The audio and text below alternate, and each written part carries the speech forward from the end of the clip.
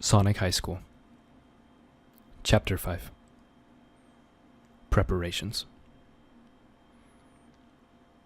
It was the end of the day at school, and it was time that Sonic and Tails and Knuckles got back on the bus at the bus stop to board it all the way home from school. "We're on the bus now," said Tails. "No more classes." Tails was happy but sad because he is smart.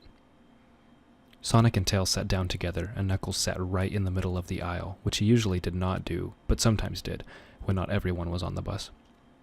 It looked like Espio and Rogue were not on the bus because they were too busy getting ready to go sex tonight now that they were boyfriend and girlfriend. Knuckles laid across the aisle, even more stretched out than when he just sat across two seats because now the limits were the Alpha and the Omega. "How can we help Espio?" said Sonic to Tails. Tails responded, "I don't know," and thought about it on the bus. The bus drove bumpy on the bumpful roads all the way home, and then they all got out at the bus stop that they normally got in the bus at, just like always. Sonic ran out of the bus, and then Tails, and then Knuckles in order. "Time to go home," said Tails. "We are almost there." And they walked the rest of the way to home. When they got home, it was dinner time, and Sonic was at a different home from Tails and Knuckles because they were all in different families, so they did not live together, and Sonic's mom made a dinner. Sonic's mom made Chinese food, and Sonic ate it. At the end, there was a fortune cookie, and Sonic broke it open and ate the cookie part and kept the paper that was inside that held a magical fortune on it. Sonic looked at the fortune and read it to himself inside of his head. "The path to glory begins at the base of your friend's penis," said Sonic inside of his head, reading the fortune cookie paper, and he knew it was a good sign for what was about to happen tonight when Espio and Rogue went to sex. Then the phone ringed. Sonic ran to the phone and picked it up and said, "Hello," into it. It was Tails. "I have an idea," said Tails on the phone to Sonic, who was listening but not speaking. "I can give Espio my invisibility hat, that for the science competition, and he can use it to do sex for Rogue." Sonic smiled so wide, like the King of Fire finding out he burned down New York City with only his fire powers.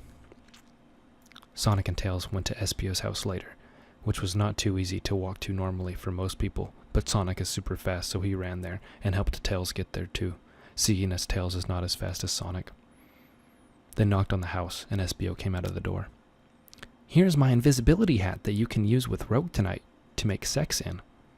It makes it impossible to see and impossible to hear you when you are wearing the hat, or when someone who is wearing the hat wants you to also be impossible to see and impossible to hear," screamed Tails, whose voice was a little hoarse from ordering food with the lunch lady whose hearing was lost in an earthquake in her childhood.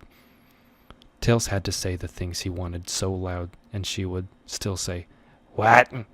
And Tails wondered why she even had ears if she wasn't going to use them. Espio grabbed the invisibility hat from Tails' hand and said, "Cool, thanks," and kept going, so Sonic and Tails left and wished him luck from far away at their own homes. Back at home, Sonic thought it would be good that Espio would get sex into Rogue so then he could explain it to Sonic, and Sonic would know how to find Amy's sex spots even better, because otherwise he would have to read about it online, because all he knew about was kissing, which wasn't really sex, but it was probably kind of the same thing, and Sonic would just read about it online before talking about it anyway, and he would know the right words for the things then. Sonic sat on his chair that was in front of his Sonic computer and opened up Sonic Instant Messenger and messaged Amy, who was doing the same thing but at her home, and said, "Hey Amy, want to finally become true boyfriend and girlfriend by reaching sex this weekend?" Sonic waited for a long time at his computer, and it seemed like Amy was not there because she did not respond to anything. Sonic played games online and beat all the final bosses because he was like an alien sent to Earth to destroy records set by others. Then finally, Amy responded. What Amy said was, "No way!" Sonic was so shocked, his brain must have felt like a total idiot.